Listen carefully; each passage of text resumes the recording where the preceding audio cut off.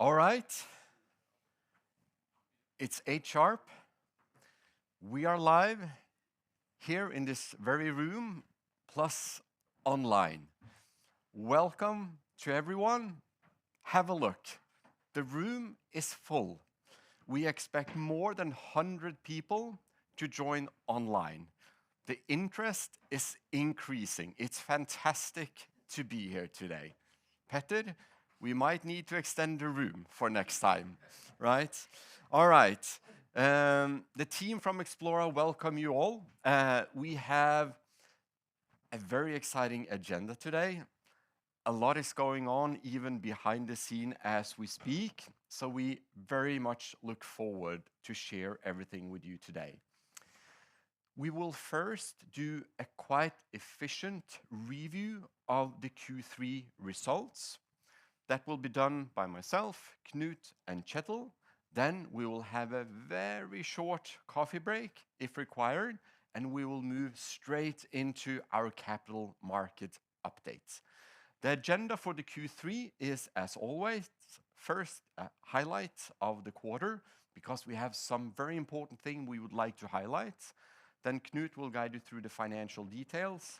Kjetil, on behalf of the group, plus extra update from Doro, will give you a market and performance update. And we have some post-quarter updates from last quarter, since a lot is going on in the company. So we will give you some updates in that regard, plus an outlook, which is also slightly updated. That's the agenda for today. If you look at the number at a glance, just a high-level number, Knut will go through in more detail, of course. First time, we surpassed 500 million worth of revenue, 510, up 103%, of which we have a recurring revenue at 90 million, up almost 20% as well, year on year. And our subscription base ended at 443,000, up 36%.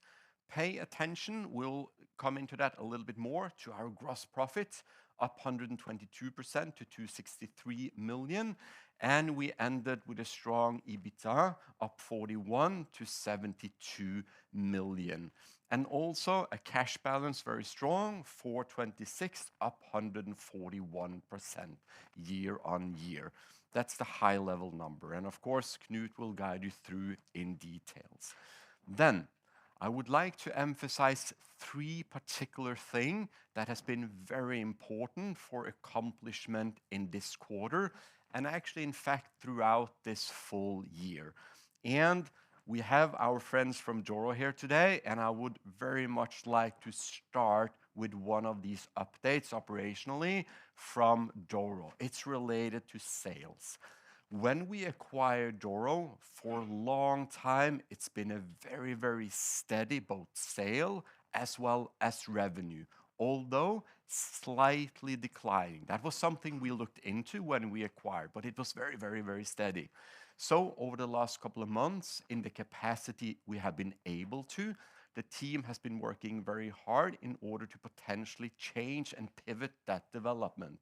For that reason, we are very proud on behalf of the Doro team as well, that we have now been able to turn this around and now yielding a 16% increase, so a growing revenue trend, which is very, very strong. Kjetil will take you through some of the details and the driver behind why we have managed to do that shift. Very important. Very important because why? Doro is selling twice as many SIM-enabled units as Xplora. We'll come back to why we on Xplora have managed over 400,000 subscription. Remember, if we can increase the sale of twice the high sales volume, this is the basis of which we will start to attach SIM card. It has huge impact if we can grow that volume. Moving on to Xplora, two things I would like to emphasize from this quarter as well. One of the things that we also have been working very hard and very dedicated throughout the last quarter is to really optimize our channel mix. As you know, we are selling in retail, in telco, and our own channel. The channel we make the most money, and the channel we are able to drive the highest conversion of SIM card, is our own channels. We have full control. For that reason, in particular in the German market, which is the market we are selling the most total volume, we have worked very disciplined to try to shift from a high retail and telco volume to a slightly higher portion being from our own channel with a high attach rate, a high conversion to SIM card. As you can see on this graph, if we go a little bit back in time from the traditional retail channel, let's say to 2023, the highest portion in white comes from the retail or the telco channel. Now, going into this quarter, the biggest percentage part of the sales are now coming from our own channel. Even that can mean that the total volume can go a little bit down, but the profit is significantly higher and we are driving more SIM. And we wake up with one objective: to hit 1 million subscription. The second thing I would like to emphasize operational is that we are also very, very dedicated to increase our gross profit. One of the things we can do that, sell more product with high margin and SIM. The second, to reduce our COGS for every product we are selling. Our main product line, or main product, Xplora, we have built a new platform with different components, allowing us to reduce the COGS and increase our gross profit. For that reason, if we summarize some of the key highlights for Xplora, as you can see, starting from the left, focusing on very much on the sellout in the market. This quarter has been the highest quarter in the company history, with the number of products being sold and activated in the market.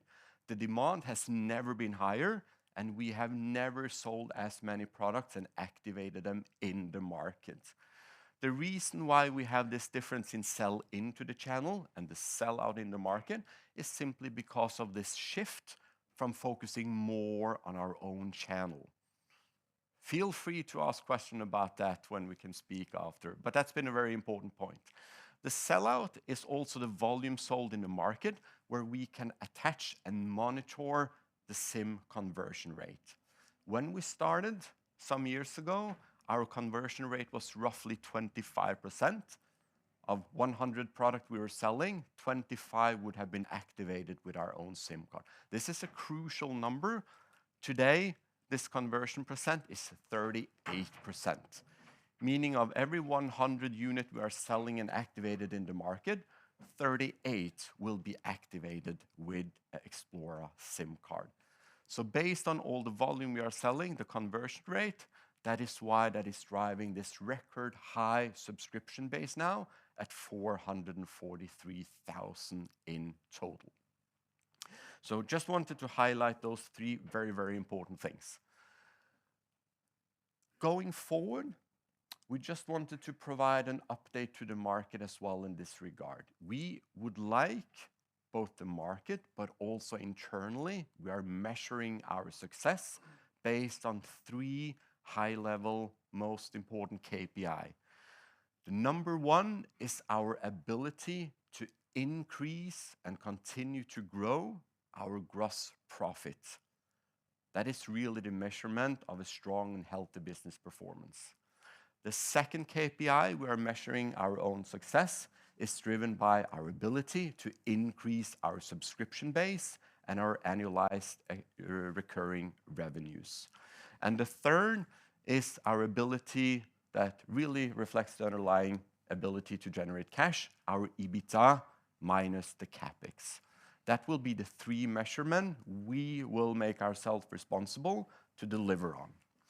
Also, we have listened and received some feedback from the market as well. Previously, we gave you some updates in the quarter, some more detailed updates every other quarter. From now going forward, we will be transparent and share all the information every single quarter. The only reason why we did it every other quarter is because of all the fluctuation in channel optimization and so forth. But going forward, every quarter, you will of course get the detailed P&L and balance, but we'll also provide a very detailed breakdown of both market, on channel, on product, subscription, activation, both regards sellout and sell-in. In our keynote, we will focus on our sellout and activation, but in our report, you will find all information so you can make all your own estimates and analysis. So we hope this is a good update and hope we have answered some of the requests coming. Now, Knut will take you through some more of the details. Thank you very much, Sven. Good morning, everyone. Before I start, I think you should also remember a year ago where we also announced our quarterly earnings, and we said we have the highest quarterly revenue and EBITDA ever recorded. And we are there again. So we are doing it in a very consistent way to present a huge increase on all our metrics. If you look at the Q3 numbers as they are reported, you see that, as Sten said, we reached 510 million in revenue. This is up 103%, doubling. Gross margin is up with 5 percentage points. EBITDA up 133%. These are very strong numbers for the quarter. And as you can see in the quarter, year over year, 13 million in CapEx for the group. Last year, we had only Xplora, and it was 6 million. Ending out in an EBITDA of the CapEx now on 59 compared to 25 a year ago. The other part in these numbers, in the Q3 2025 number, we have one-off, and that's the 4.6 million related to the senior the change in the senior management happening in July, where Kjetil took over and Julian left the company. More important is actually to see if we compare what a pro forma Doro and Xplora last year compared to how we are doing together now. And as you can see, we have also an increase in revenue, both in the quarter of 8% year over year, and also year to date 10%. That's the revenue line. When you look at the gross profit, as Sten said, that's even more important. We have a 14% increase in gross profit from 231 to 263 million. And year to date, we have an increase in gross profit of 21%. The gross margin is continuing to increase, and two parts. It's of course related to profitability on the products, the COGS, but it's also partly related to us having more and more subscription in our accounts. The EBITDA reported was 72 in Q3 2025. If we adjust it for the one-off, approximately 5 million, we have adjusted EBITDA of 76 million in the quarter. And the CapEx is also a bit lower in Q3 compared to a pro forma a year ago, meaning that the EBITDA of the CapEx is 59 million compared to 56 million for the pro forma 2024.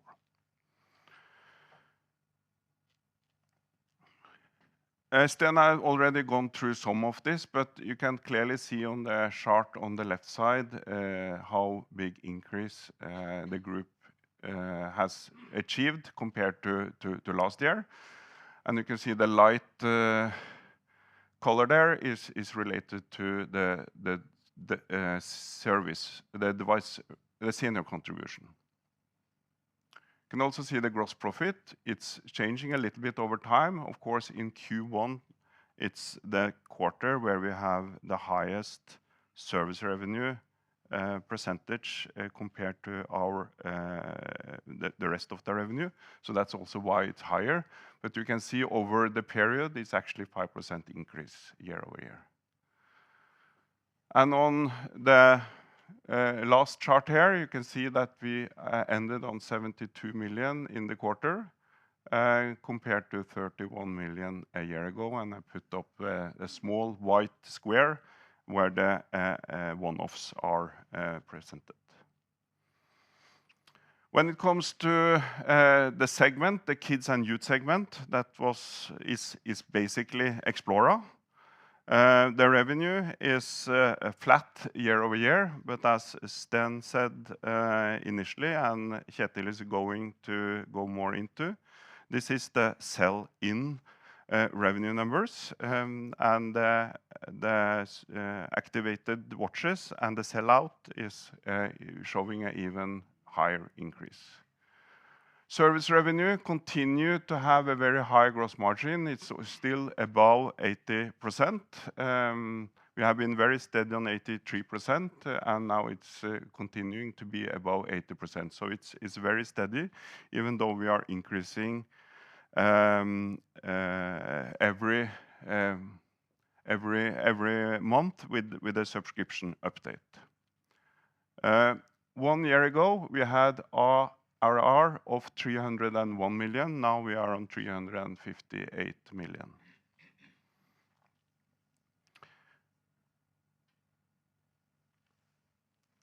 I think the main thing here is the gross profit is increasing from 118 to 129, and the main portion here is, of course, the gross margin.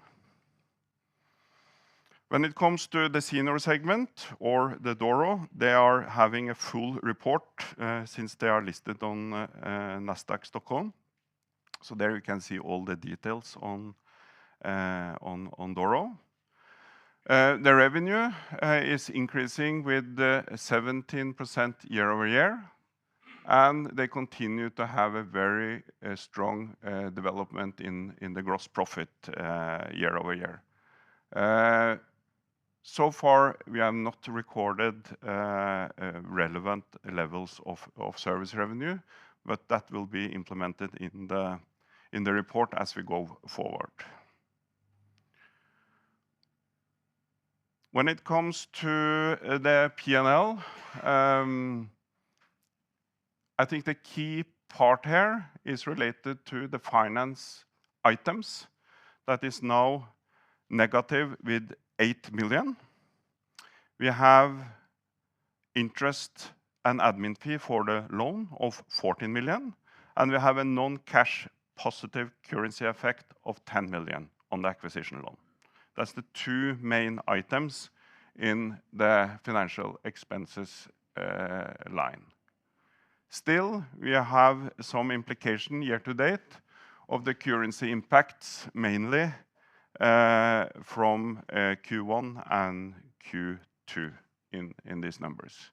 But from Q2 to Q3, the exchange rate has more or less been quite stable, not the same fluctuations as we have seen in Q1 and Q2.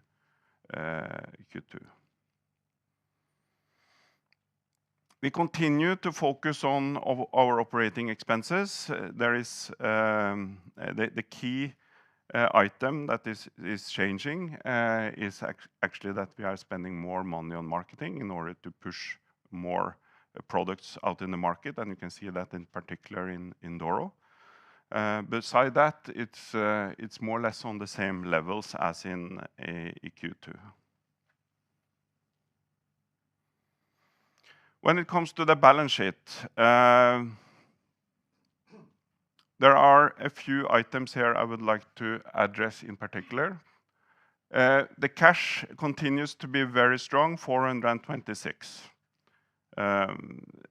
compared to 530 last quarter. We have done two things in the quarter. One is that we have paid down about 62 million on the acquisition loan. That's one thing. And the other part is that we have continued to increase the inventory of approximately 40 million. 20 million in Doro and 20 million in Xplora.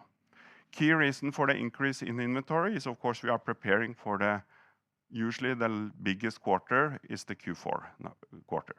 So it's very important that we have the right level of inventory in both companies when we are preparing for the Q4 season. You see also that we have split out that part of our acquisition loan that has gone from 960 million in the previous report. Now it's 890 million. We have split it out in two parts, long term and then short term. In the 300 million here, that consists of three parts. I think this is quite important to address. One is that it's part of the working capital financing. That's one part. That has usually been split in one line. In the 300, you can see all the details in the note. It's 66 million that is linked to the working capital funding in this amount. And in this amount, it should usually, it's a one item in addition that usually are there, is the Innovation Norway loan. But in Q3, that was the final pay down on the Innovation Norway loan, so we don't have that anymore. So all in all, we have in the next 12 months, we are planned to pay down further on the acquisition loan. That's because we need to balance the cash and have the optimized financial platform on how we are operating. And we believe that we have quite good and strong cash position so that we are able then to pay down on our loan. I've basically gone through the majority of the cash flow items as well. I think I should stop there. Thank you very much.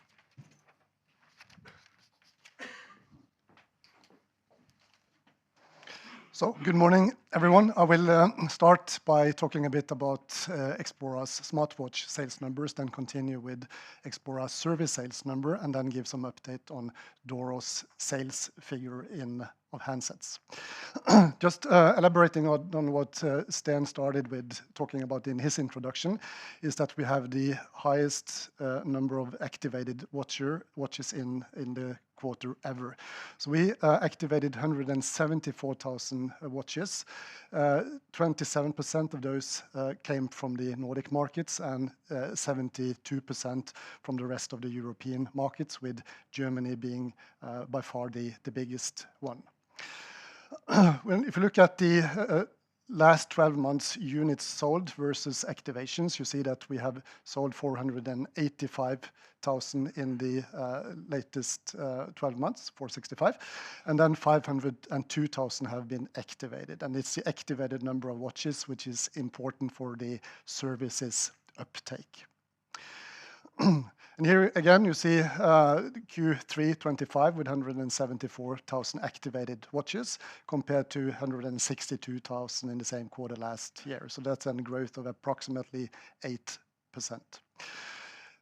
Just to elaborate a little bit on the definition of activated watches, it's actually the first time usage by the end consumer.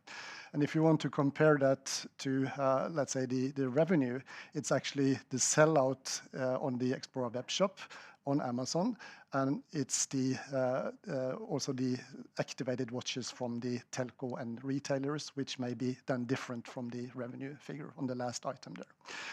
The service attachment rate, this is the rolling 12 months figure. That means that when we say 38% in Q3 25, that's the average of the latest 12 months.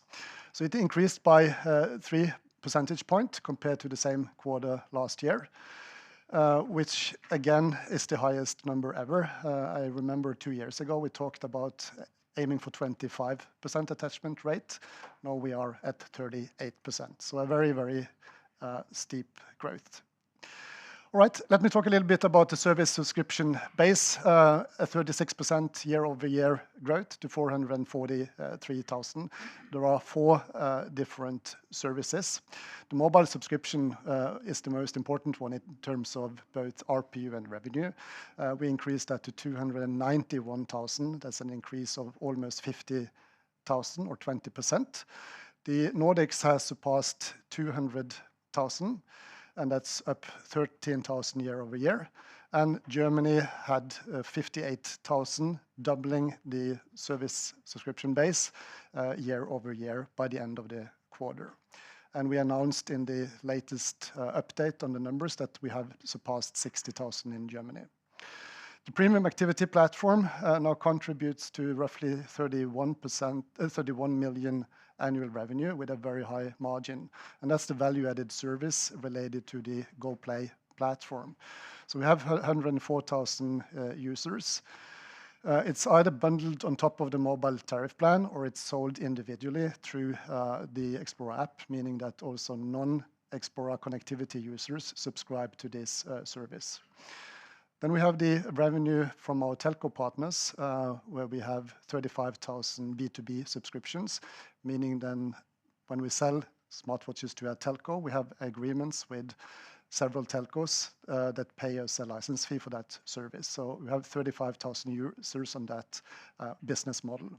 And then latest service is the service fee, where we have 12,000 users. That's now in Spain and the Nordic countries. So if you want to use a SIM card sold in retail or web or Amazon in Sweden with a different SIM card than Xplora's, then you have to pay a service fee. So that's just to secure that we get revenue from all watches that are not sold to a telco in the Nordics and in Spain. So it's just an enabler to further drive the growth. All right, service revenue, 19% growth year-over-year to 90 million in a quarter. So that's another milestone, nice number. And the annual recurring revenue is at 358 million. The service revenue from markets outside the Nordics keep gaining share. So in the quarter, it was 21%, and that's up 6 percentage points from the previous year. And again, referring to Germany, continued the strong growth in the quarter with 104% growth, and has now become our third biggest service revenue market after Norway and Sweden, accounting for 11.5 million in the quarter. All right, then on Doro. We have already said multiple times that there is a growth in the number of sold handsets, mobile phones, feature phones, and smartphones with 16%, going from 281,000 to 326,000. And that is, of course, very important for the attachment rate and the possibility to sell Doro Connect. And we also see this light green color that we doubled the sale of smartphones. So it has been a successful introduction of the Aurora smartphone series. There are some comments on the various regions, but we have really outstanding performance in several of the markets. Nordics, 45% growth. Huge sales in the UK and in France. There are operators now transferring from 2G to 4G. That has really driven the revenue. The market where we have a potential to significant growth for next year is Germany. We have discontinued the operation of our daughter company IVS, which was an internal distributor. So that is some of the explanation why the numbers in Germany are not as strong as they could be. But that's only a potential for next year. And we know from Xplora that it's the company's biggest market. So we have set some expectations for next year. So I think in total for the Doro business, 17% growth on revenue, 16% in the number of sold devices, 1 percentage point growth in the gross margin. I'll come back to the press in the capital markets section on the connectivity part, but we have launched 3 new operations. We have an attachment rate above what we indicated last time. And if you read the quarterly report, you will find that the order reserve for Q4 has increased to 137 million compared to 74 million in the same quarter last year. So almost doubling the order reserve for Q4. So I think we have ticked most of the boxes. Thank you. Thank you, Kjetil. All right. We have a couple of post-quarter updates and within our outlook. If technology and everything work as it should, I will look into Knut for a second and see if he gives me the heads up. Let's come back to that. When it comes to post-quarter, I think it's fair to say it was really 3 items a lot of you were expecting or hoping for when you come into this room this morning. The one was kind of, how does the conversion rate go when it comes to Doro SIM? Are we able to get our SIM cards into retail store? And as we were reporting so late in the quarter, we should have some visibility into Q4. So we knew we kind of had to address those 3 very important questions. And without any further ado, I think some of the team with Doro, the e-com team, have not been sleeping for many hours during the last couple of weeks, but we are very happy with the result when it comes to the SIM conversion on our Doro SIM. As you recall from Q2, we had only launched in 1 market, Sweden, and the current conversion data point, the reference point we decided to share, was 13%. And then we said our goal going into Q3 is to extend into more of the Nordic markets, hopefully all the Nordic market, and then showcase a number that is higher than 13. We have now, for the last X number of weeks, been live in Sweden, in Norway, and Finland.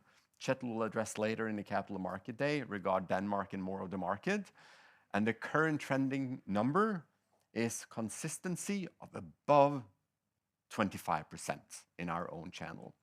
Early days, we have still a lot of potential opportunity and optimization, but it's a very strong number. If you compare this with the early days when we went international in Xplora, it's a very strong number. And if you recall, 10% of all the Doro SIM-enabled product, 10% conversion, eventually yields 300 million additional EBITDA in year 2.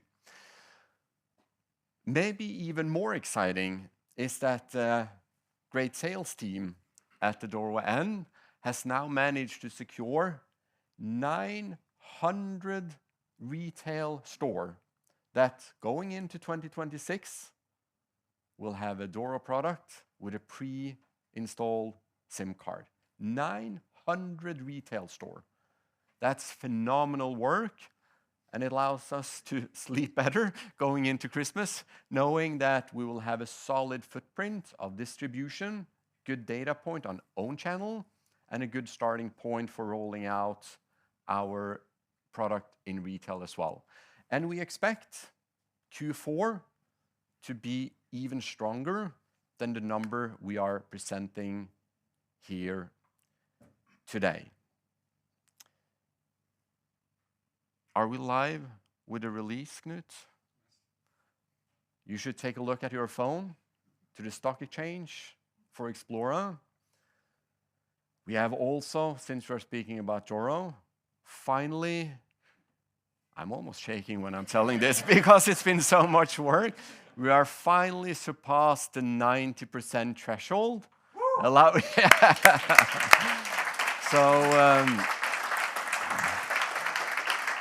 Yeah, a lot of work, some delays, fair to say, but we are now there. Particular, the best thing with this, in fact, is actually finally we can work even closer with the Doro team, get all the team members to relax a little bit more.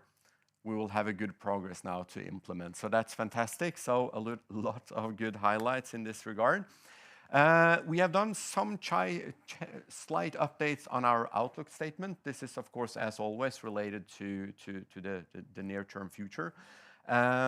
We will continue to focus on annual growth in the kids category. Based on this update, we are now really focusing on preparing a retail rollout and launch with Doro product with pre-kitted SIM. and of course also implement full global e-com with Doro. One of the requests from the shareholder, or multiple of the shareholder last time, was to see a more detailed, granular rollout plan. I know Chet will have that after the break, so we will have a look into this. And as we said, we will be extremely disciplined related to driving service revenue growth and increased profitability. That will be our number one guidance. And also, of course, to secure the path to 1 million subscription and scale into new market and verticals. I will explain in detail what we mean by that, because we are going to make some big impacts, which you will see in the Capital Market Day. And I know for both the company, for our ability to really drive and maximize shareholder value, as you also saw early this morning, part of our Q3 release, we have now also made a decision with the board that we will, over the next 12 months, now start the assessment in order to uplist the company at a more appropriate stock exchange.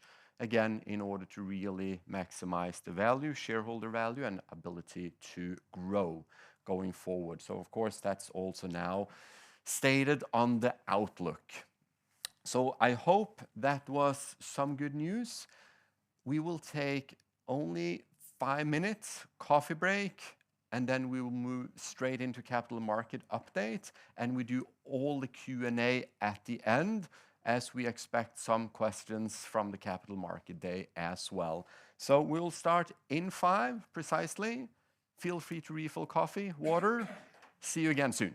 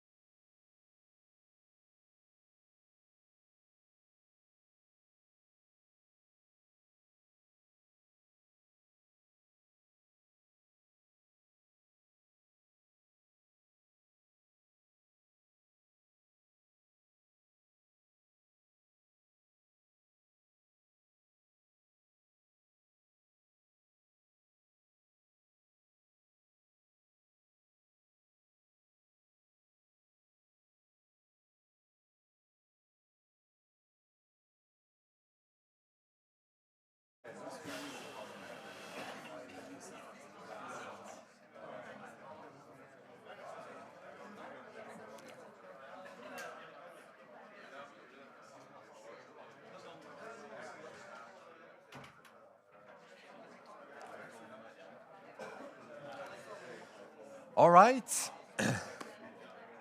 Let's. It's wonderful to see all the good mood. I think the 90 helped.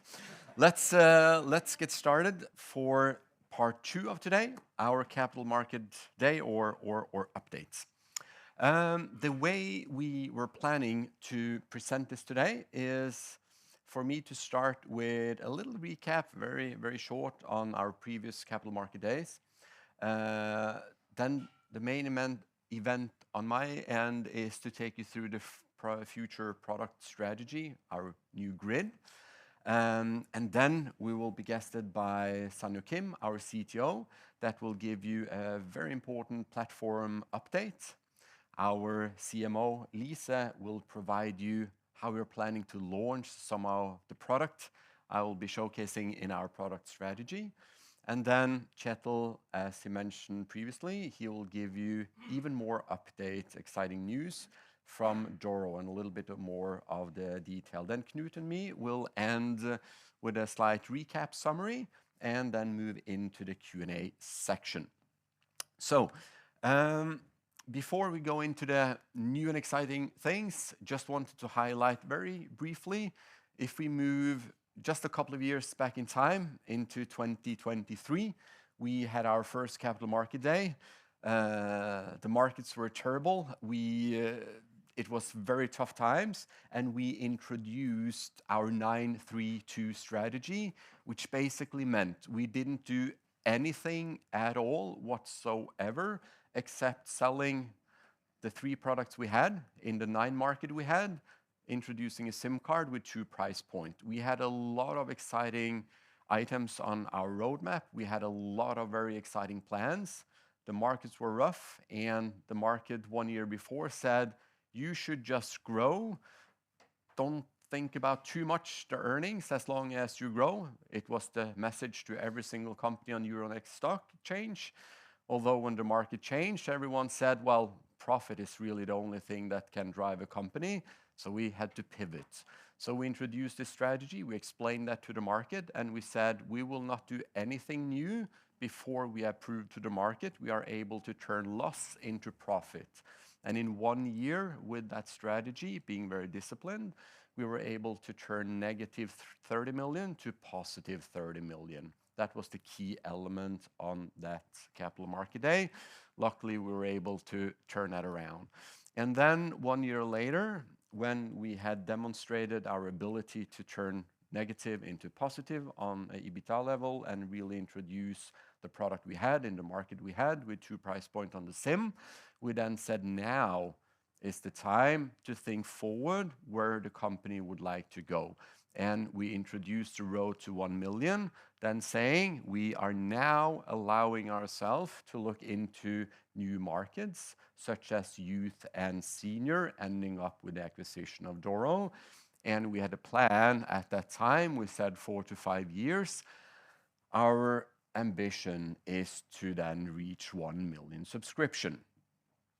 All right. But we are actually trending a little bit above these trajectories. Things are actually going very well. After the acquisition of Doro, we have had a lot of synergy already, and we feel we are getting into the right way. So it's time to have a viewpoint even beyond that 1 million and beyond the remaining 3 years of this strategy. So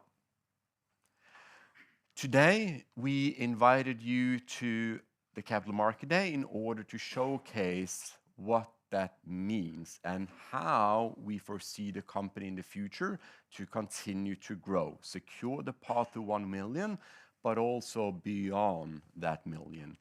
So the theme today, Lisa will show you more about that later, is to rethink different. And although, as Knut said, when I said our biggest move so far loaning 1 billion to buy a company is actually maybe financially our biggest move, but from a product and strategy, this is by far our biggest move in order to reach forward. And before I show you the product grid, just to be very clear on how can we, the ease, well, not operationally, but technically, the easiest way for us to grow the business is 2 different ways we can do this. One, we can add more SIM enablers, so having more products where we can pre-install a SIM card. That's the best way for us to grow, definitely, because it will potentially give us more SIMs to reach 1 million and above. So that's one way. The second way is, of course, also to introduce a new market where we set up an MVNO, allowing us to tap into a new geographical market, also with pre-installed SIM card.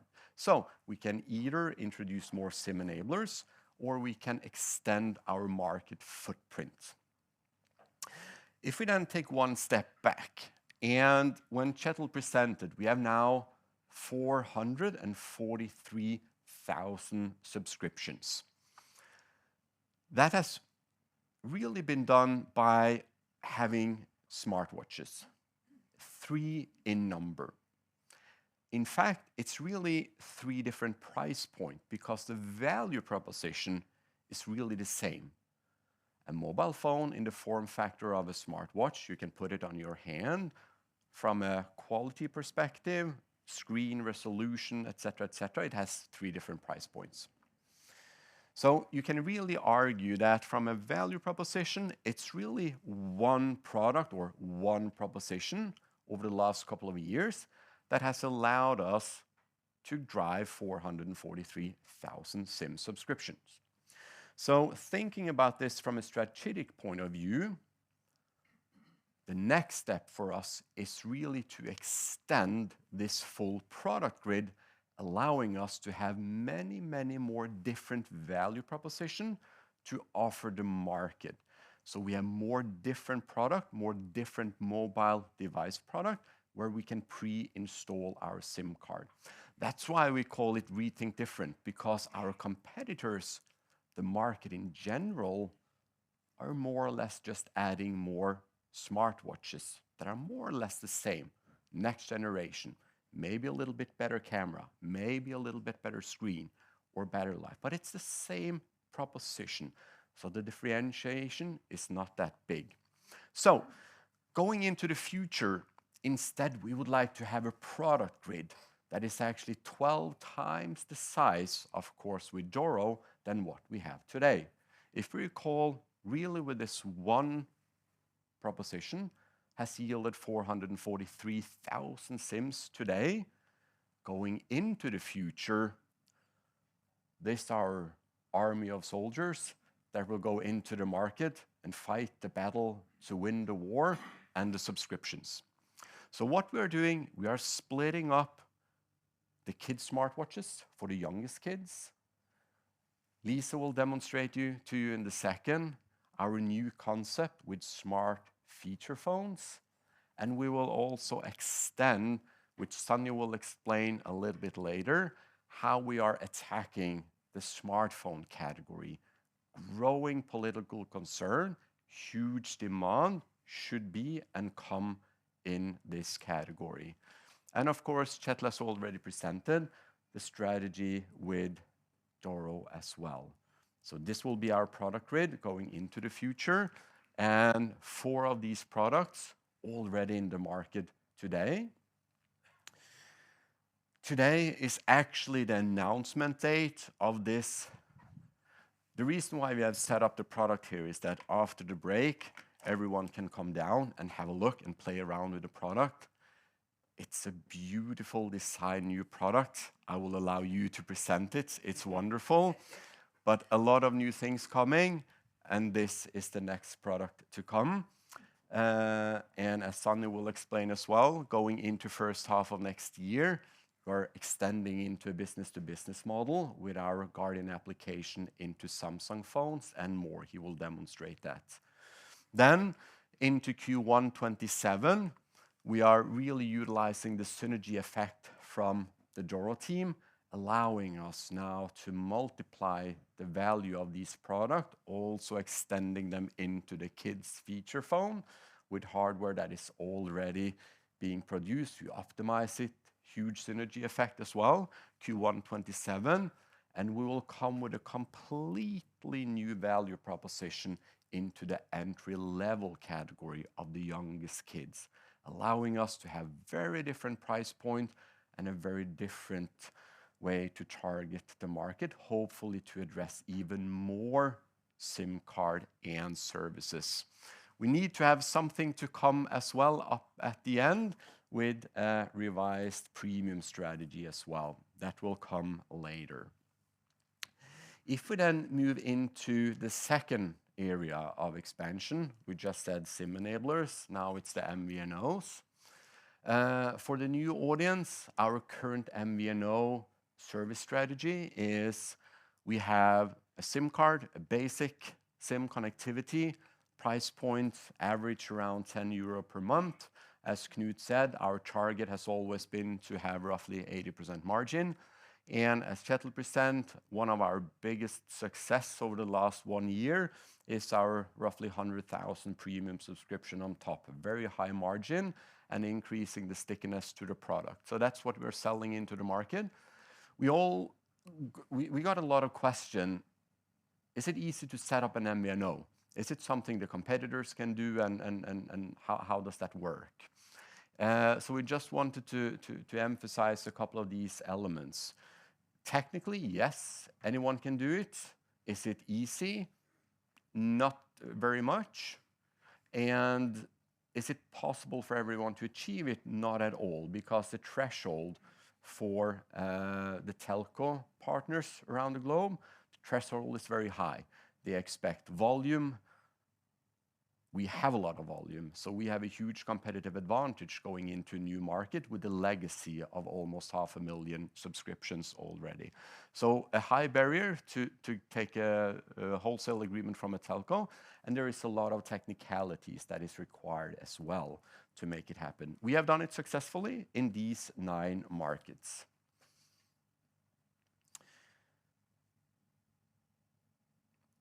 And the status so far is, like we said, 400,000+ subscription with an annualized recurring revenue of 358 million NOK.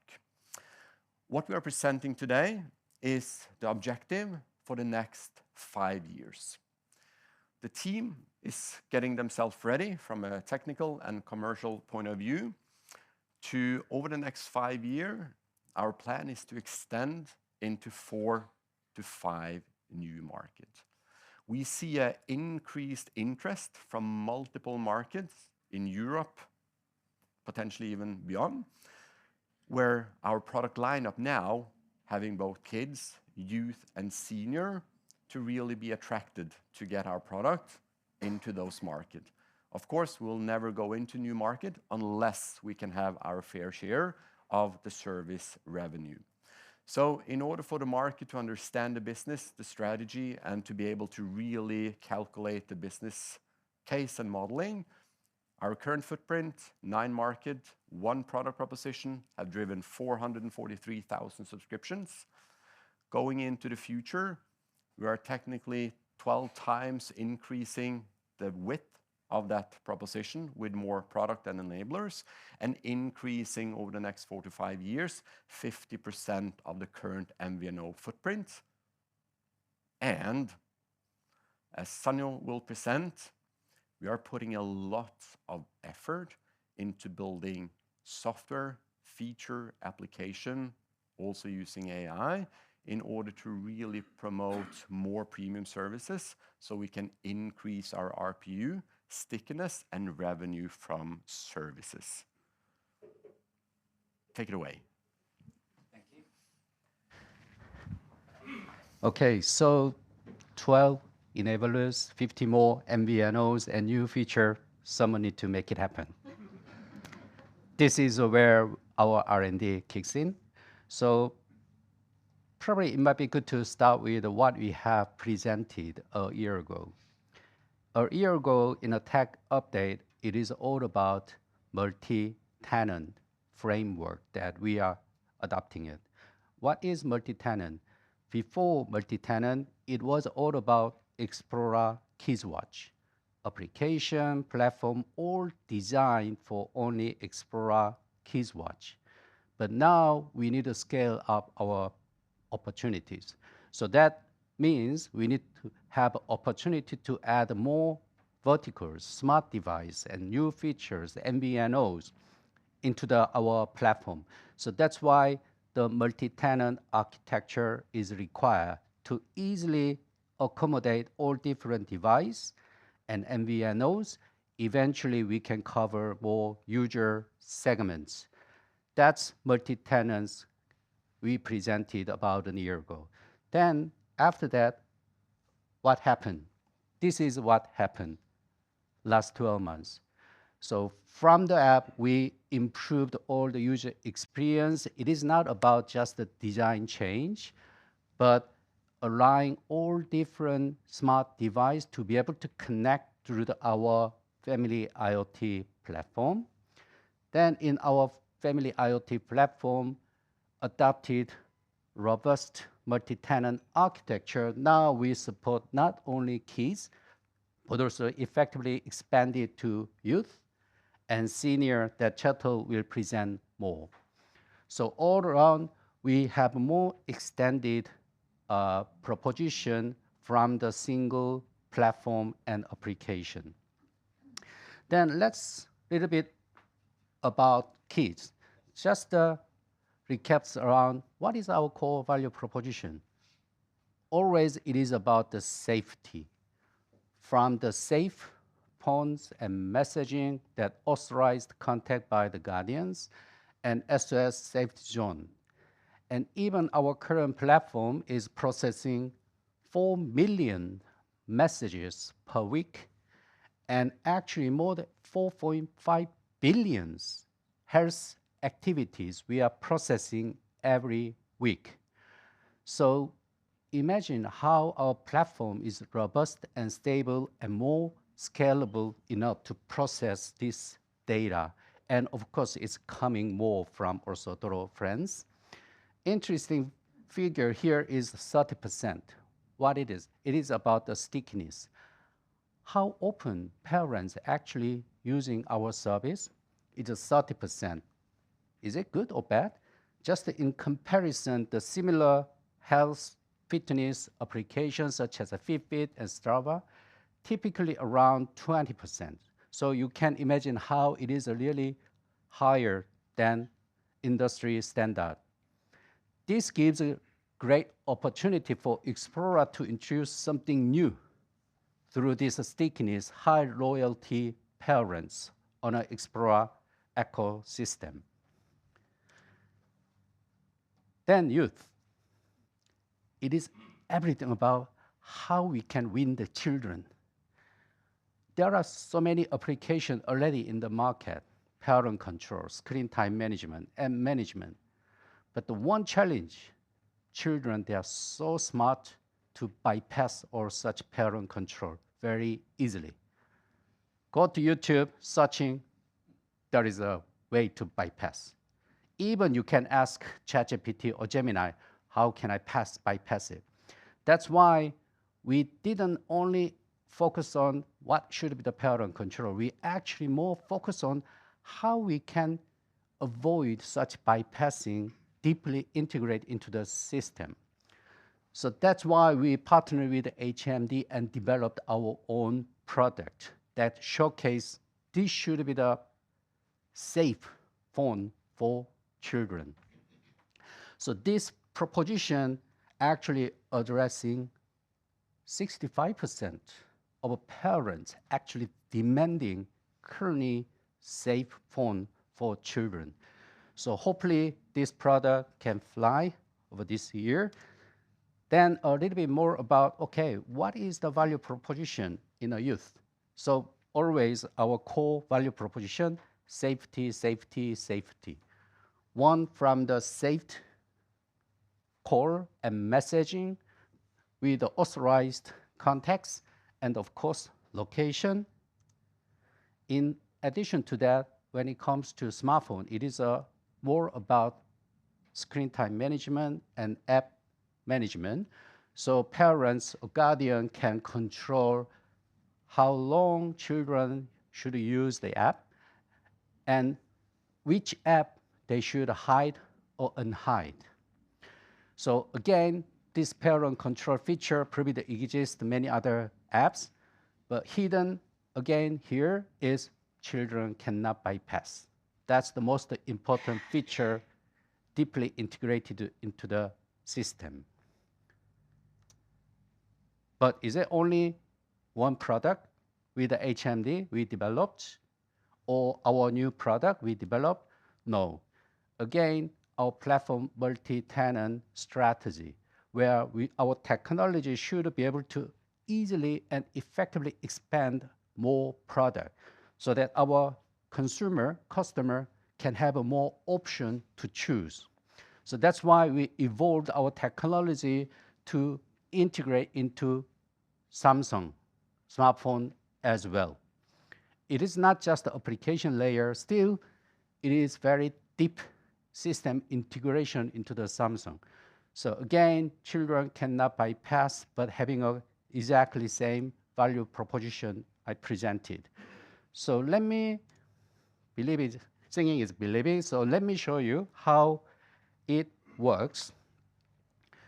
So here is kids phone and guardian phone, and you see on the top the list of device all in one place. From the Fusion X1 and the new, our feature phone and Samsung phone, always location is one of our core value proposition with location history, safety zone, and also live tracking. So always it's the same across our smart device today and also future. Then if you scroll down, there is a main menu. First, school mode. In the kids phone, Snapchat, typical. Children can play Snapchat. But when I kick in to the school mode, then if I enable it, it will immediately in a real time block the screen. And even when they try again, it will block. But if I disable it in a real time, it allows to play Snapchat. So that's how it works very in real time together. Then app management, there are two features, app time control and app hide and unhide. So app timer, you can control how long they should use. And in the hide app, you can see the list of apps that you can hide or unhide pre-installed app in the smartphone. Then what happens if children download a new app? Of course, we have a solution. Here, kids, go to the Play Store, download the app. As soon as it downloads and install, first thing the system, what it's doing is blocking, and then send a notification to the guardian so that guardian can actually control, hide or unhide. So if you go the list again, and if you find watch the new installation, here you can see the new app. So then I'll show you how it works. So if you click OK, I allow, it will real time show the app. If I disable it, in the real time, it automatically hidden. So it is all in real time, deeply integrated into the system. So one more thing about website. Website, of course, is important. So I will show you a demo, but first I need to actually enable the browser first. So I will enable browser, so you see the browser pops up. And I added YouTube as a block list. So if children try to reach to YouTube,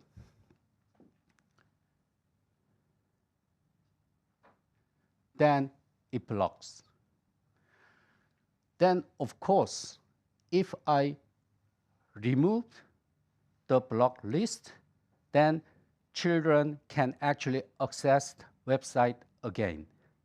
So currently, we are also considering to integrate with open database, consolidated by the older parent association.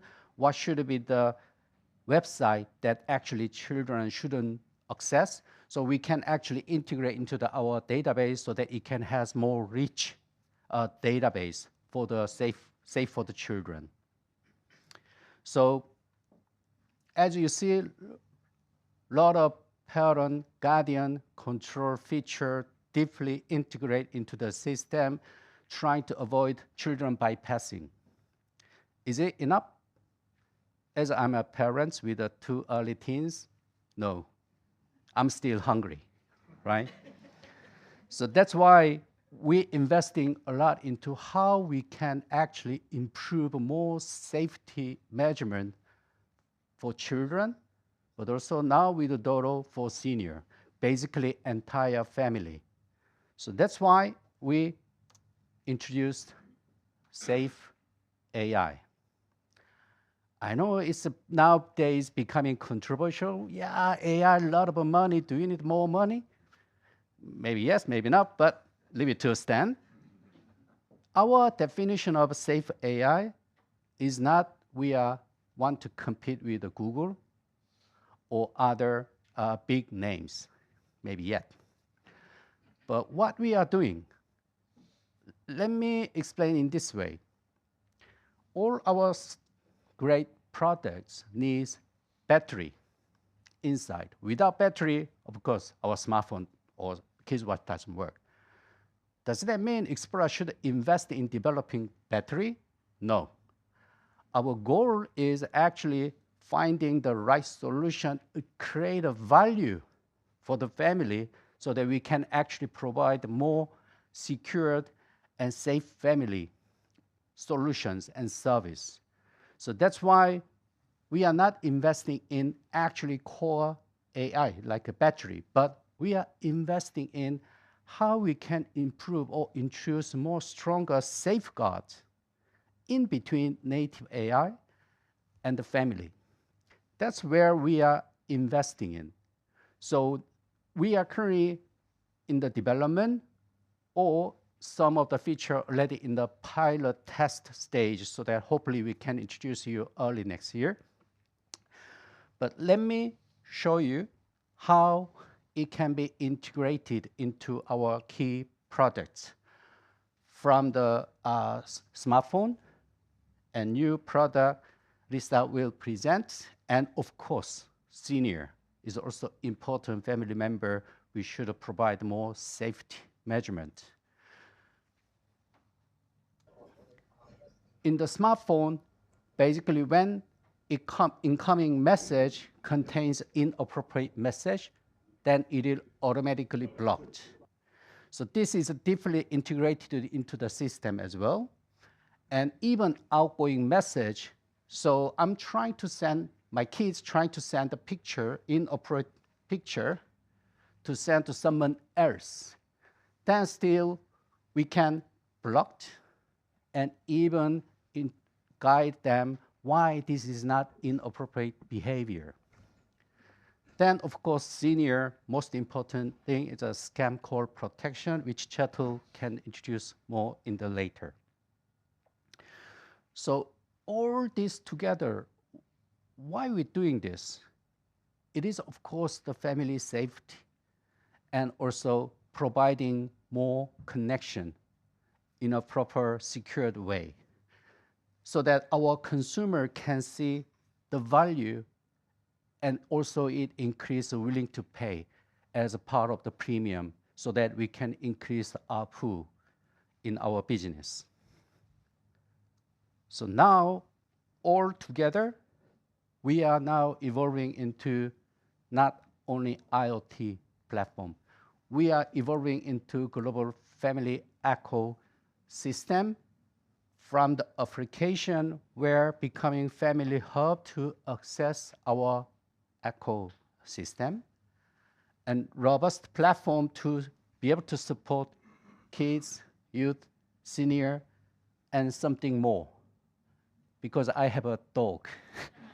I need something. And all different devices that effectively integrate into our platform. So all this, we can provide family more secure communication and intelligent protection, and helping them to engaging more so that we can bring traditional family value again. So that's how we actually working on in the R&D. And now I invite Lisa to the stage to show you amazing product launch plan. Thank you. Good morning, everyone. So you've seen our business strategy from Sten. You've seen our product roadmap from Sanyo. And I'm now going to give you some insight and flavor of how we are taking this to market. So someone once told us to think different. They said technology should be available for everyone, not just the few. But perhaps we took it a little too far. Do children need free access to the internet, social media, and chat groups? Do children need a chatbot to talk to? We don't think so. They need friends, not followers. We make sure our kids don't run into traffic. We teach them to look both ways, not to talk to strangers. But then we let them loose on the internet, alone, in a universe even we adults struggle to understand. We need to rethink. Children shouldn't have to adapt to technology made for adults. Rather, technology must adapt to children. And this is why Xplora makes smartwatches and phones for kids that let us talk when we need to. No feed, no scrolling, no distractions. Just technology that helps kids stay kids a little longer. There's a fierce ongoing public debate around children, teens, smartphones, screens, and social media. We're seeing strong movements in schools to limit phone use completely and restrict access to social media for tweens and for teens. And governments are stepping in as well. Australia is leading the way. They're banning social media for the under 16s. This is coming into force now in December. And the Nordics are looking to follow suit as well, introducing a 15-year-old limit for social media. And the EU is also looking into regulation. And let's be clear, the market isn't just ready for change, it's actually demanding it, both parents and children. In a recent survey across 84 countries, 10,000 parents of children's ages 8 to 11 found that over half of parents regret giving their child a smartphone. Nearly half believe the smartphone use has actually changed their child's personality. And 65% of parents are calling for a child-friendly phone, but are really struggling to find good options. And it's not just the parents. The kids are asking for help as well. 40% of children worry that they use their phone too much.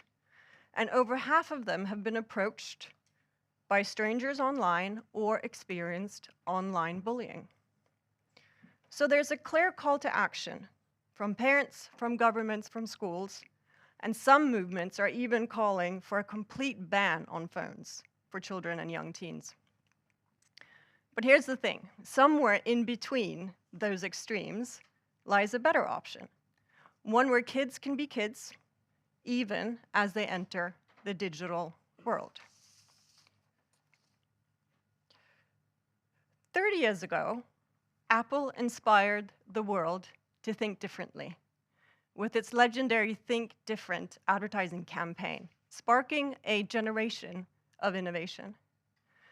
Today, we need to think differently about how technology and algorithms impact our children and our youth. Apple's been a pioneer in innovation, and to pay tribute to Apple, whilst also challenging the status quo, we in Xplora have developed our own take on their iconic advertising film, Here's to the Crazy Ones. And we've done this with the hope of inspiring us all to provide children with a safe digital childhood. So let's take a look. Here's to the crazy ones, the misfits, the rebels, the troublemakers, the round pegs in the square holes, the ones who see things differently. They're not fond of rules, and they have no respect for the status quo. You can quote them, disagree with them, glorify and vilify them, but the one thing you can't do is ignore them, because they change things. They push the human race forward. And while some may see them as the crazy ones, we see genius. Because the ones who are crazy enough to think they can change the world are the ones who do.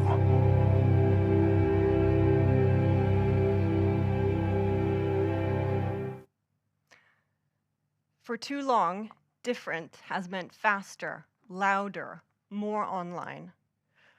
We believe different should mean better. Better for kids, better for families, and better for growing up. So while Apple celebrated the great minds who changed the world, we celebrate the small ones who still believe that they can. And as proof of that belief, today we are very proud and excited to be revealing our new phone, Xplora 1.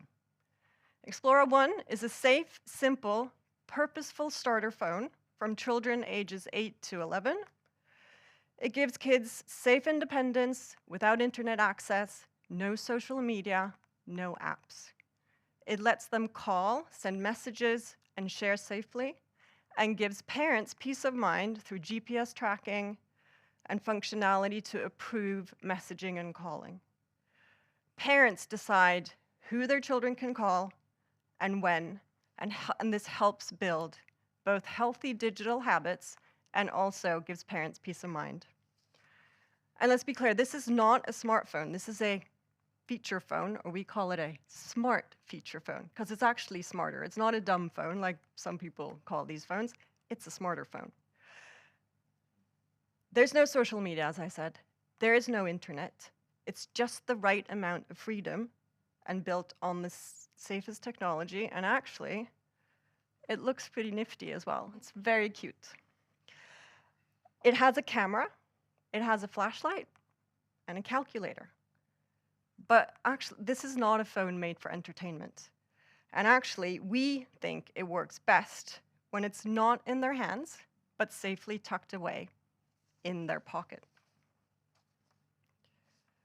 And our vision is to be the company that works every day to provide children and young people with safe digital onboarding, a step-by-step process. We believe in the right tech at the right time, guiding children from 5 to 15 along this digital journey where we gradually increase their access. Starting with the watches for the youngest segment, the next step is then over to Xplora 1.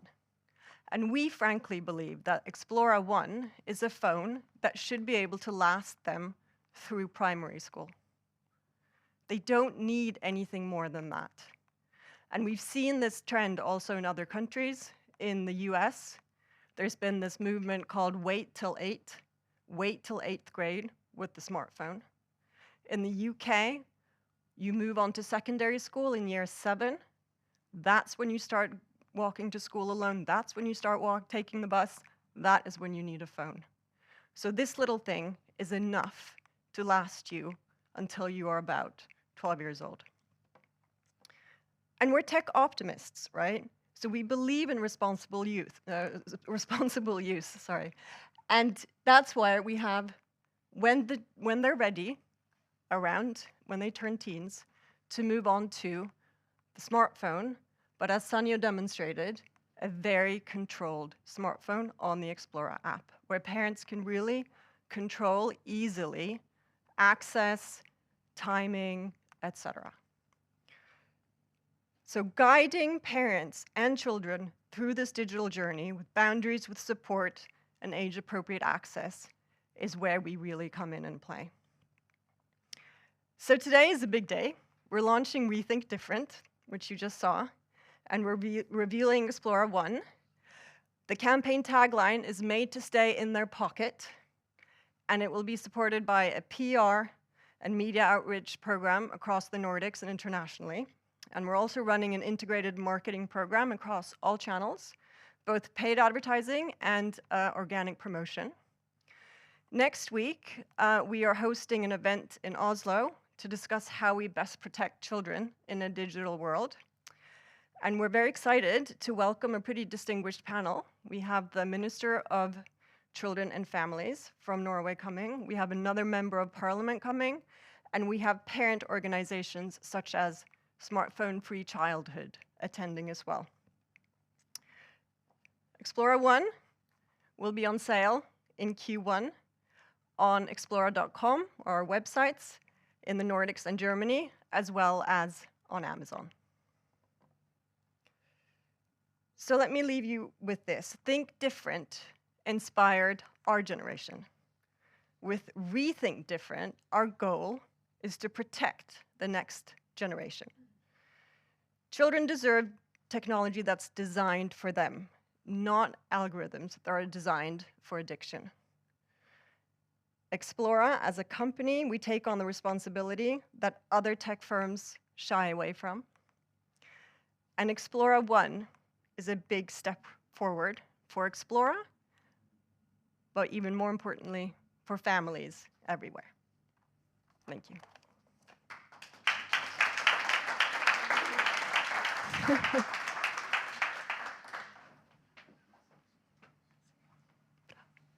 All right, then I will give you an update on the progress on Doro and Doro Connect specifically.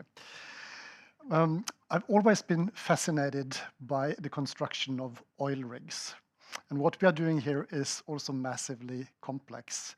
It's not something that you can see, but there is a massive backend system behind. So when we say that we have got access to a telco's network with signing a deal, there's a massive work of introducing and programming all the different systems.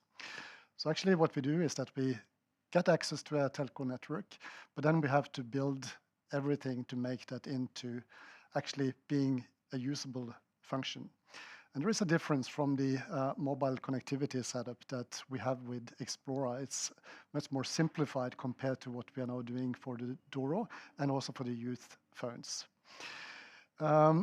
Most of these customers, they already have an existing subscription. That means that they will want to keep their mobile number, but they get a new SIM card. So just as an example, there is like a clearing house for the mobile number portability. We had to build that actually in Finland. So we get some surprises, but we are basically following the plan.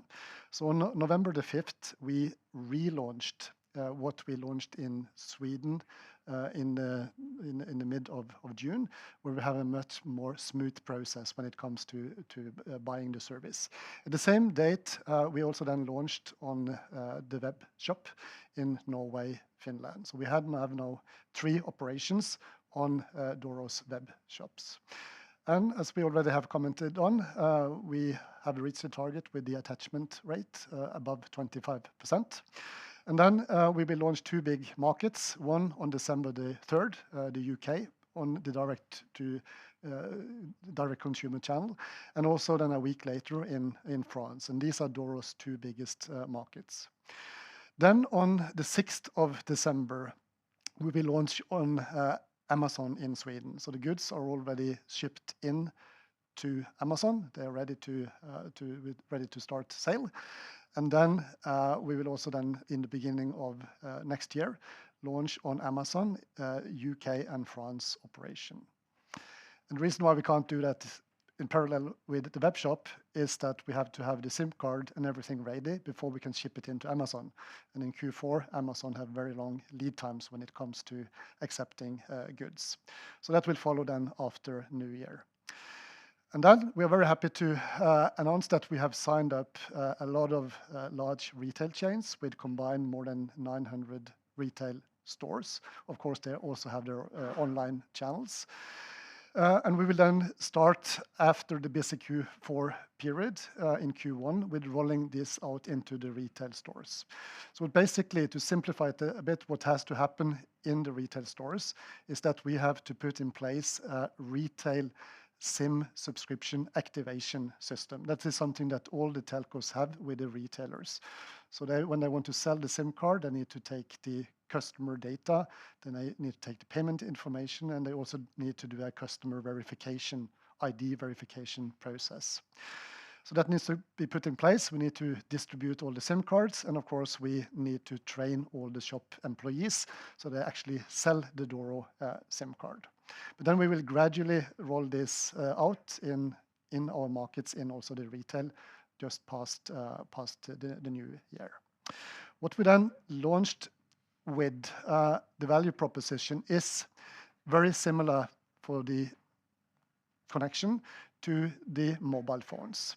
So Doro is very much about always secure, easy to use, personal support, transparent tariffs.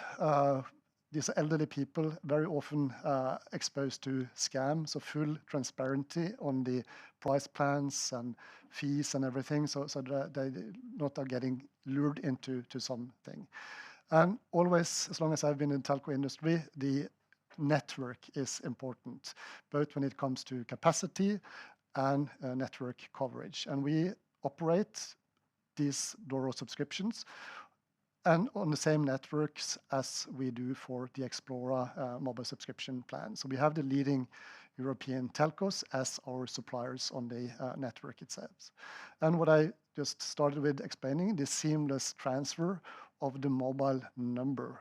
They may have had the mobile number all their life, and of course they want to maintain that number. So that mobile number portability function is also a very important part. So this is what we have launched with. And you may have seen it already, but we had a starting offer on the web shop in Sweden, Finland, and Norway, where you also have the opportunity then to combine the sales of the Doro Connect with the right either a feature phone or a smartphone, and then building the right packages reflecting the usage of the elderly person. And of course, the RPU from these price plans also vary from market to market, just like you know from Xplora. But in general, the price plan, meaning the RPU, is higher compared to smartwatches. So here you see some examples from the Swedish market, where the price for the feature phone subscription is 149, while for the smartphone it's 279. All right, then we are trying to replicate the learning that we have had so successfully with Xplora Premium, the kids activation service. We see there is an opportunity for the elderly to add some new services on top of the basic connectivity, both to differentiate and actually to have a higher RPU. And we have defined 12 personalized add-ons for the elderly, centered around 3 themes. One is the safety aspect. The other is the assistance aspect. They need help very often with their phone. And also health, movement, being active. We know that is good for everyone. So 12 services have been then developed in cooperation between the Doro team and the Xplora team. So taking the experiences from Doro, knowing what the customers are looking for, with what Sang-Yu presented, with the technical capability to implement these services and build platform and apps. So here we have visualized how this will look like on a Doro smartphone. So you see on the left-hand side that you have like 4 different functions. One is, for instance, to share your screen, because you, just like you know from your IT support, sometimes you get stuck and you have your IT department to take over your screen and do things for you. This is actually what the elderly person is then enabling their caretaker, their daughter or son, to do. So that means that I can take over the screen, and then in the middle there, then you can see some of the services. For instance, you turn on scam protection here on the upper green button. And that means that when there is an incoming call, like an insurance policy scam, you get a notification saying, okay, this is a warning. Do you want to end it, to block it, or to answer it? So these are examples of what the caretaker actually then can do. And you can also block, let's say, both calls and SMSs that you predict are scams. And then there is also a very advanced function when it comes to tracking, and that works also on feature phones. Meaning it's very often that people with dementia, they get lost or they don't even dare to leave their flat or house because they are scared of getting lost. And that is something which is really a big social program and problem. And here you can actually track where the elderly person is, where he has been, and you can set also notification areas. So it's an advanced, let's say, map tracking function. But of course, we want to make a business out of this. So on the left-hand side, you have a traditional Doro Connect plan with various price points. And then we're adding on the premium service that I just described, which will bring additional RPU and centered around these three topics that I just described. These services can also be sold through the Doro and Xplora app, meaning that we can get this premium revenue not only from the customers who buy Doro Connect, we can also get it from customers who have bought their Doro phone with a telco or with another MVNO or with a retailer with any price plans. So we can sell it through the app, and we have quite good reference figures from that also from Xplora. So it's not only an RPU on top of the connectivity part, it's also a potential RPU from all phones that are in the market, both feature phones and smartphones. So that opens up some new possibilities that have evolved during this process. Thank you. All right. I think we are quite good on time. Over the last months, we have listened, or at least tried to listen, related to what our investors, stakeholders have wondered, what is the questions. We wanted today to kind of take a glimpse into the future, allowing everyone to better understand the company, both in terms of the numbers we are presenting in the future and how we are thinking for the future. So with that, we actually just wanted to settle in and repeat the outlook before we go into the Q&A.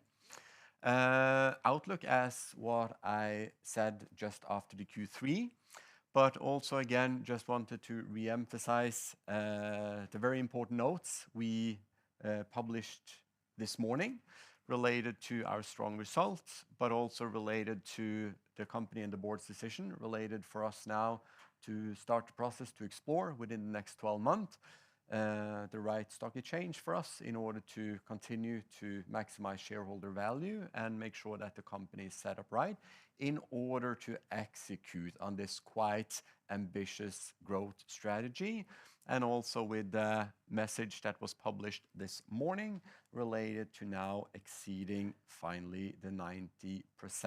So to summarize, the company has delivered a very solid result. We have a very solid platform financially and from a product and execution point of view. And we now will introduce our new product grid, expanding 12 times the differentiation in value proposition, 4 to 5 new MVNO markets to grow into the future. And we have also showcased a little bit more details about both services and products. All in all, we're in a good place. We are very optimistic. We are proud. And with that, as usual, we are all here to... So before we go into the Q&A, actually, we have Doro team members here, Sanya, our CTO, and more. feel free to join us afterward, touch the product, play around, try them. We will assist you and make it so you can really get a better feeling of it, because that's the products we are selling. So stay tuned for that after, and please stay. But with that, let's move into the Q&A session to round this up. And as normal, I will have Kjetil and Knut on the stage. Of course, Sanyu and Lise is here as well if there are some additional questions. But we are all ready to receive questions. As normal, let's start with everyone or all the questions online, and we can move into questions from the audience. How is the progress for Doro Connect subscription in Sweden? Maybe, Kjetil, you can say a little bit about the movement in Sweden, since that's a couple of weeks more versus the rest of Nordic. Feel free. Yeah, no, as I said, we relaunched it on November the 5th, and I think the attachment rate between the three Nordic countries is more or less the same. But we are really looking forward to introducing it into also the retailers. A substantial number of those retailers mentioned are in the Nordic countries. But we also clearly have to, just like we have done with Xplora, to optimize the buying process. We learn it's a different online system compared to what we have in Xplora. So we also have to learn and test. And we see that the attachment rate figures, they improve along with that work. Next one. I'll include the start here. Fantastic number. Thank you. Could you give some guidance on the yearly CapEx level going forward? That's a fair question related to that metrics. Knut. So as you see, we have a lot of plans going forward, and we need, of course, to balance this with what we have available to invest in. That's also why we are going to focus on one of the key measures, EBITDA after CapEx, so that is complete transparency on these numbers. We have so far had around 20 million in CapEx for the Xplora side, a little bit more on the Doro side. But I think we will keep it there as the Xplora One phone that is 100% developed by HMD. So the majority of that CapEx is, of course, then done by HMD. I think I do not want to guide more on that.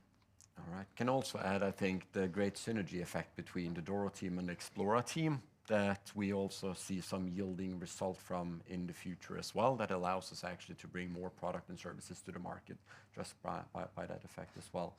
Then we have like 3-4 questions on the fly related to the stock exchange note. Can you please clarify which stock? Do you have any preference and how to do this? Yeah, in short, as we published, we will start the process. As we also mentioned, the goal is to have that settled within 12 months, and we will, of course, make a very clear analysis related to where or how this will be best suited for the company to future growth within the target of 12 months.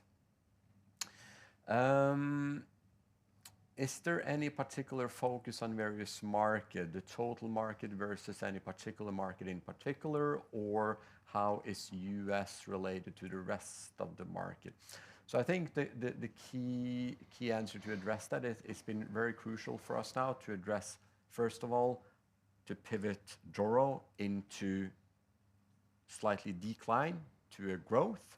And in order for Xplora to achieve the highest sellout in the company history on a high level number, that's been more important than what particular market is growing individually. It's been very important to drive the high level number. And then going forward, we'll of course continue to grow all markets. Lisa mentioned, for example, that we see a huge attention in the UK market related to the new product. So we will be quite financially cynical related to focusing on the market that are yielding the best results, so we can drive the highest possible top line volume in that regard, or gross profits. Yeah, one more question. Is the 25% conversion related to the 13% you showcased last quarter? And the answer to that is yes. So it's still related to the 13% we presented on Q2. That's the question from the online. Then, if any question, well, let me start by Peter. Feel free. First of all, congratulations on the passing the 90% threshold. I have a few questions related to Doro. You have a 25% conversion now in own channels. Can you just remind us how much of the revenue in Doro that is from own channels? No. In the initial days, we said roughly 10% from that channel in the volume. I don't know if we have any more new insight, but that was the reference point we made. Yeah, it keeps increasing. So Doro has, in the last 2 consecutive years, had a growth in the D2C channels as a share of the total revenue. So it's So it's fair to assume that's higher than 10 now. Yes, a little bit higher. Yeah. And secondly, I know it's not apple to apple, but is it possible to compare the 25% that you have on Doro within your own channels today compared to where you was with Xplora at the same time several years ago? And is it a meaningful comparison? Yes and no. You know, it depends also very much on the markets. If you say in the Nordic markets, Xplora has always had a very, very high attachment rate, while in Germany, for instance, where the majority of the sales goes to the telcos, it's the opposite until we now started to grow the web channel in Germany. So it's a bit hard to directly compare it. Depends on the market, actually. And just a final question from me. Is it possible to comment something on kind of the ARPU that you see so far on the 25%? Yes, absolutely. So, I mean, the price plans are public. So, I mean, you can just go into Doro SE or Doro NO or Finland, and then you see the price plan. So what we have launched with in Sweden is 279 kroner for the smartphone subscription and 149 for the feature phone. In Norway, it is 399 for the smartphone, and in Finland it's 25 euro. So it is higher compared to the Xplora numbers. But also here there will be big differences between the markets, just like you know from Xplora. Thank you. Couple of questions coming in as well. What will be the next MVNO market? And is it natural to start with countries where Doro has a strong retail footprint? So we will not disclose, of course, which market to come because we are in that assessment. But yes, it's natural to have very high on the list, for example, markets where either Doro perform well with a lot of volume or market where we see a very high demand, but we will not comment in particular on that, but announce it once we will launch it. Do you see any potential for more M&A in the future? Definitely understand that question. We have now had today we have had 2 successful M&As, first with mobile and then with Doro.